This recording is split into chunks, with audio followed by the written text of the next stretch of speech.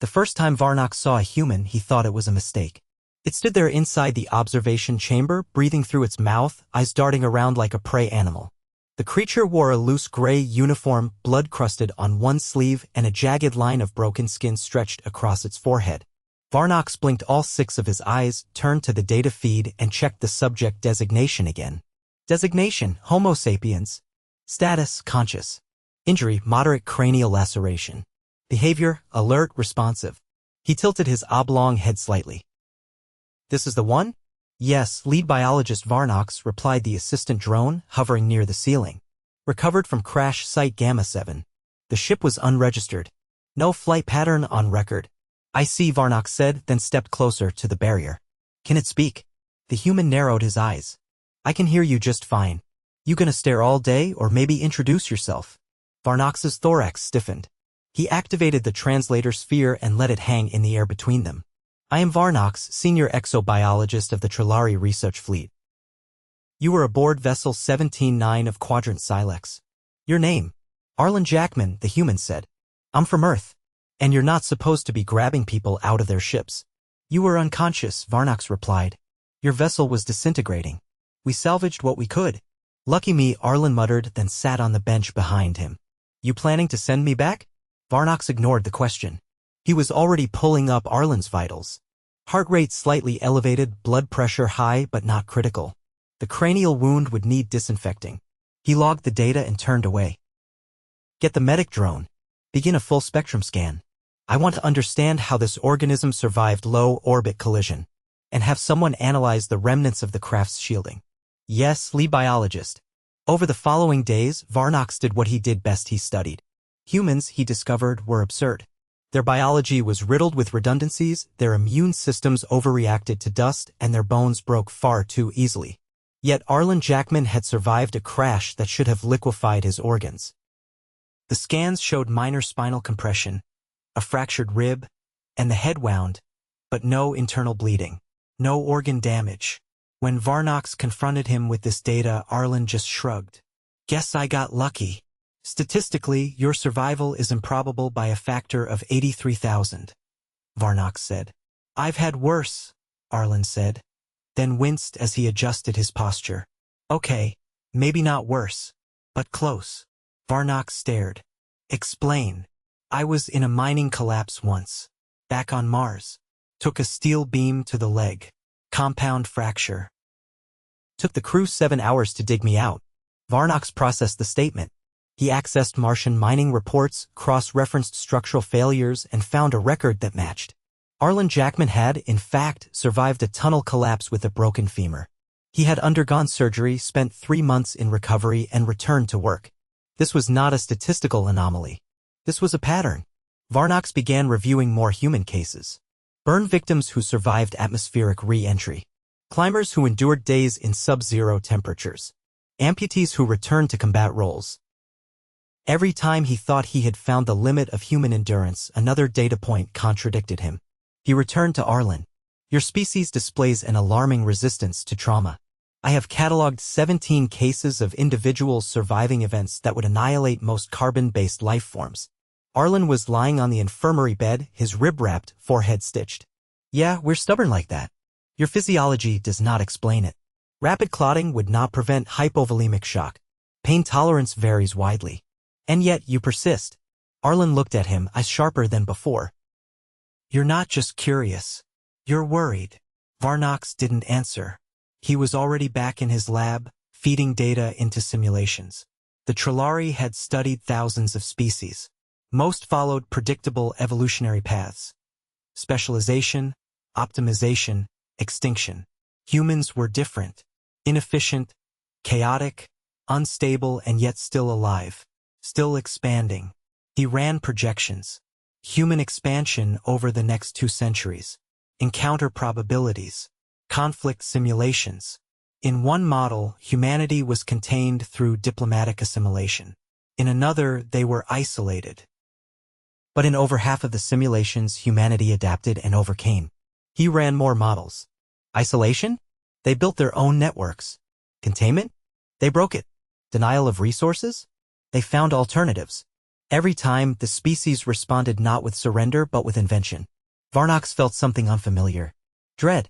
He summoned Arlen again, this time to the observation deck.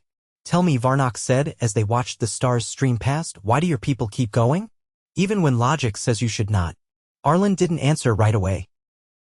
He leaned on the railing, careful not to strain his healing side. Because we don't trust logic to understand us. Not fully. When things go bad, we don't just fix the problem. We change the game. Varnox studied him. Even if it leads to self-destruction? Especially then, Arlen said. We don't like being cornered. Later that week, the containment alarm went off. Arlen had escaped. He'd bypassed 3 security layers, disabled an energy field, and made it halfway to the shuttle bay before the drones caught him. He was subdued with electrical pulses. 2 ribs re-fractured. He was unconscious for 6 hours. Varnox stood over him in the infirmary. Why risk it? You could have died. Arlen opened one eye. You think I care more about dying than being caged? This was not a cage. It was a research environment. Yeah? Felt like a zoo. Varnox turned away unsettled. He reviewed the logs. Arlen had used a maintenance tool to short the barrier. He had read Trilari symbols well enough to navigate the halls. He had memorized patrol patterns. Varnox contacted the Central Archive, requesting full audit on subject Homo sapiens. Include all known behavioral anomalies and adaptability metrics. The reply came hours later. It included more than Varnox expected. Not just survival stories, but shifts in climate tolerance, linguistic absorption, even psychological evolution under stress. In one case, a human colony had endured a century-long winter after orbital disruption and adapted. He locked his lab and began compiling it all. It took 3 days to finish the report. He titled it, Species 8742, Human Persistence and the Failure of Predictive Control. He submitted it to the council. A week later, the reply came. Insufficient evidence for threat classification. Continue observation. Varnox stared at the message, then turned to Arlen's quarters. The human was now under stricter surveillance. He hadn't spoken much since the failed escape. But when Varnox entered, Arlen looked up. They don't believe you, do they? He asked. No. Arlen gave a dry laugh. They will. Varnox hesitated. I believe you would try again. Not just try, Arlen said. Next time, I won't stop halfway. He meant it. Varnox knew then that the terrifying truth wasn't just that humans could survive. It was that they refused not to. No matter the cost. No matter the odds. And if that spirit ever got loose in the galaxy, it wouldn't stop. 3 days after Arlen's attempted escape, he was transferred quietly without ceremony from the observation deck to the bioethics wing. There were no announcements, no debriefs, just a change in the security drone pattern and a new access restriction on Varnox's console. He didn't ask for an explanation. He already knew. The council had seen his report. They hadn't classified humans as a threat, but they had moved the specimen. Varnox stood outside the reinforced chamber, watching through the transparent wall as Arlen sat cross-legged on the floor, building something out of meal tray parts and carbon tubing. He didn't look up. You've been reassigned, Varnox said. I noticed, Arlen muttered. New guards don't talk. The last said at least word when they got bored. Varnox stepped closer. You're not being punished. Arlen snapped a connector into place. You're not a great liar, Varnox. I am not authorized to discuss internal decisions. That's not a denial. Varnox didn't respond. He watched as Arlen tested the tension on the makeshift structure. It looked like the beginnings of a pressure hinge, crude, but functional. You understand they're not going to let you leave, Varnox said. I don't need them to let me. Arlen adjusted one of the joints. I just need them to keep assuming I'll behave like anything else they've studied. Varnox tilted his head. You're building a tool. Wrong. I'm building a message. To whom? Arlen finally looked up. Anyone who's watching closely. He stood, stretched his back with a wince, and walked to the wall. The motion triggered the nutrient dispenser and a protein bar dropped into the tray. He picked it up, sniffed it, and turned it over in his hands. Still no salt, he muttered. You people have something against flavor? Varnox ignored the jab. You're not the only one we've studied. There have been others. Humans. Varnox hesitated. No. Other species. Resistant ones. Adaptive. But none like you. Arlen chewed the bar slowly. You're afraid we'll wreck your system. We don't operate on fear. Then let me go.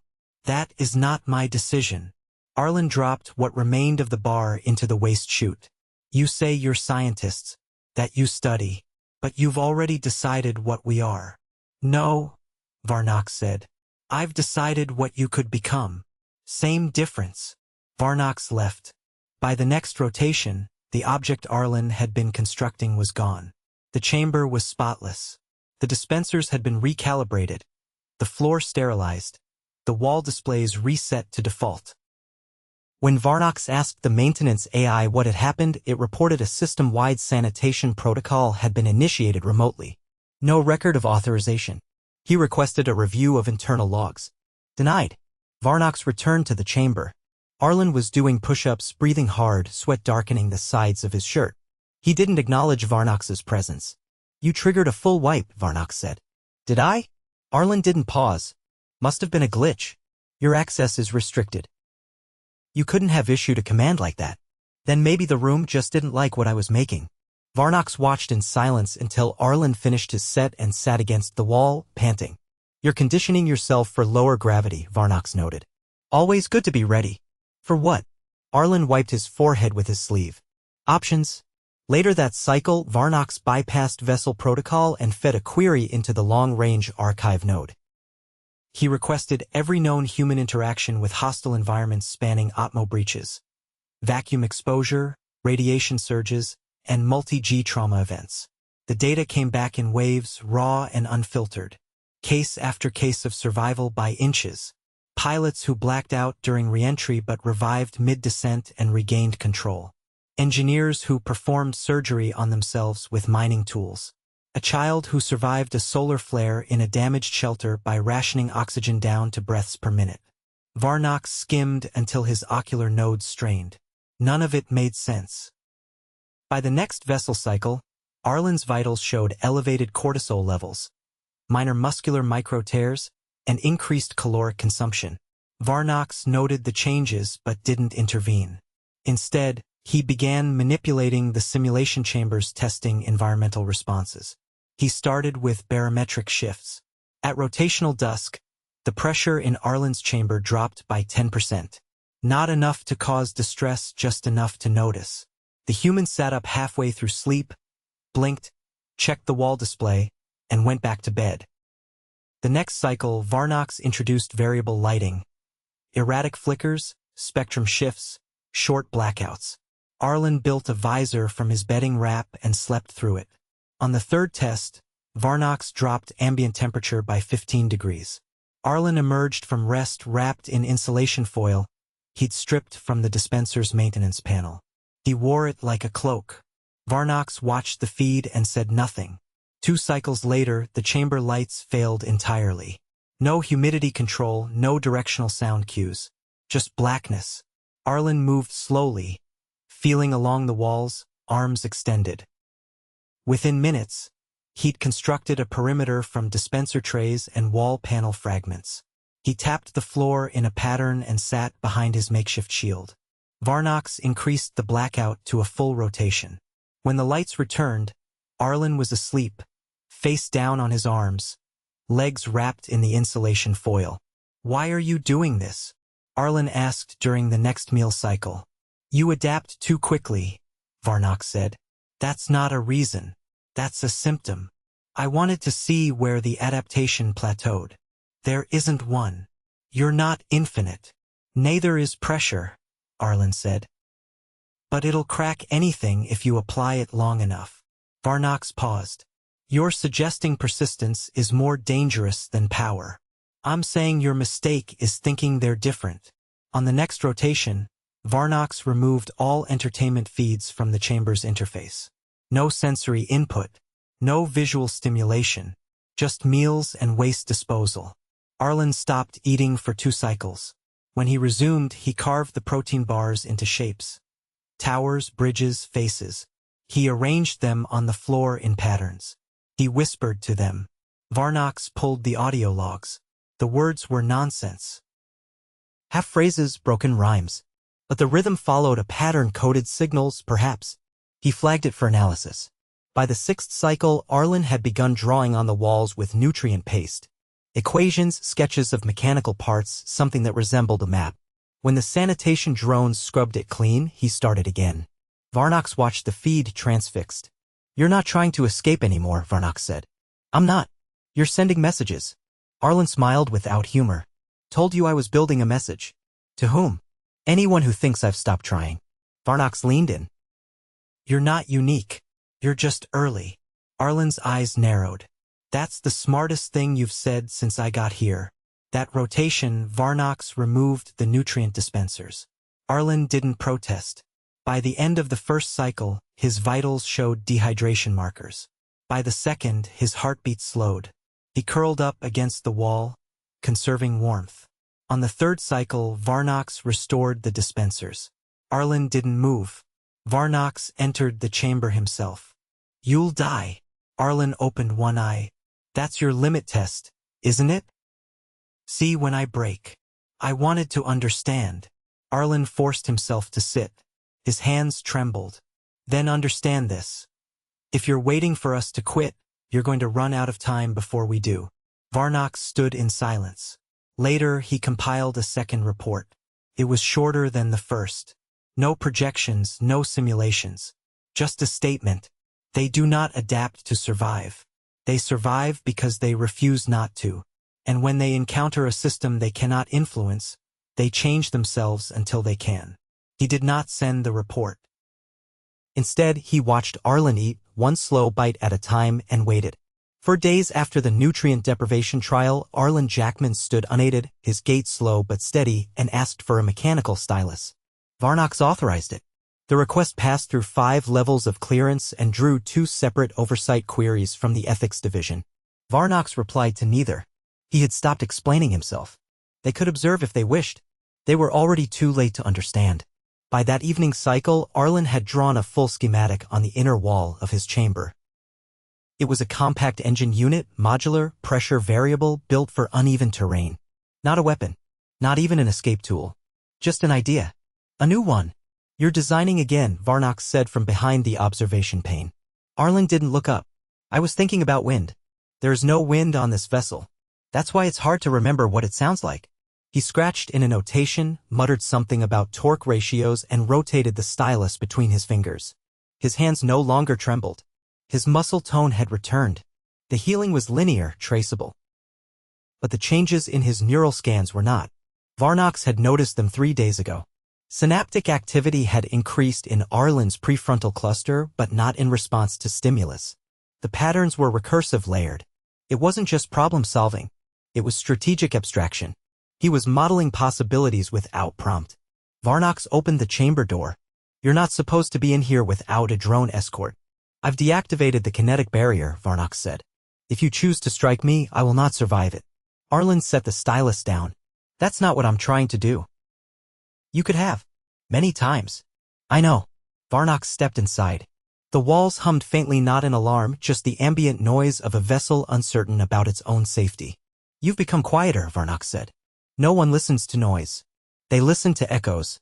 Varnox glanced at the schematic. "This design, it isn't Terran standard. It's not from anywhere," Arlen said. "I made it up. Couldn't sleep. Do you believe it will function?" "I think it could. If the materials are right. It compensates for atmospheric shift mid-cycle. Would work on a planet with a broken rotation." "Why build something you can't use?" "Because now it exists." Varnox looked at him. "You've changed." "So have you." That was true. Varnox had begun recording his own thoughts in a personal log. Not for the council. Not for the research vessel. Just for himself. He had never done that before. "I've reviewed your scans," Varnox said. "There are neural adaptations that don't correlate with trauma recovery." "You mean I'm smarter?" "Your brain is rerouting functions. Memory, inference, even motor control. It's becoming more efficient. That is not typical. Maybe your room made me better." "Maybe you had it the entire time." Arlen stepped back from the wall. "You ever watch someone get better at lying to themselves?" "I have watched species collapse under the weight of their own certainty." "Then you already know how this ends." Varnox tilted his head. Do you? Yeah. You'll write another report. A better one. This time, they won't ignore it. You believe that? I believe someone has to. Over the next 6 cycles, Arlen was given access to a low-grade fabrication unit. He built models small, functional, none of them useful for escape. Attention wheel, a liquid filter, a cooling array. Each one different. Each one filed into a corner of the chamber and left there like a fossil. Varnox visited each day. You're creating without purpose. Creation is the purpose.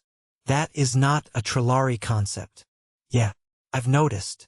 By the 12th cycle, the council had replied. Varnox received the message during his recharge phase. He didn't delay reading it. Report acknowledged. Recommendations under consideration. Subject to be repatriated under controlled observation for long-term integration assessment. Transfer authorized. They had decided to release him. It wasn't understanding. Not yet. But it was movement. Varnox entered the chamber before the cycle bell. You're going back. Arlen blinked, then rubbed his jaw. To Earth. To an orbital facility. You will be allowed monitored contact with your species. Under strict conditions. That's not freedom. It's more than you had. Arlen stood. What did you tell them? The truth. Which one? That you are not a threat. You are a beginning. Arlen laughed once. Not mockingly. Just tired. So what's the catch? You will not be allowed to leave the facility. You may not access high-band communication. Your designs will be reviewed but not distributed. Your name will be redacted. Arlen didn't respond. You will be forgotten, Varnox continued. Until they are ready to remember you. Arlen looked at the engines on the wall. Then I'll draw bigger. The transfer took place 2 cycles later. No ceremony. 2 escort vessels. 1 containment pod. Arlen stepped inside without resistance. He didn't take the stylus. As the hatch closed, he looked at Varnox and said, You're not done either. Varnox didn't reply. Later, in the personal log he never meant to show anyone, he wrote, The human did not break. He redirected. That is worse. The vessel moved on. The chamber was sterilized. The walls were repainted. The council sent a new directive. Shift focus to species with higher technological integration. No further human subjects authorized without explicit approval. Varnox complied. But he did not stop thinking. In the quiet hours between rotations, he began sketching. Not machines. Ideas. Systems that changed themselves while being used. Feedback loops that learned. Structures that evolved. None of it was Trilari. He built a small model from unused components. It did nothing. But when he touched it, it shifted.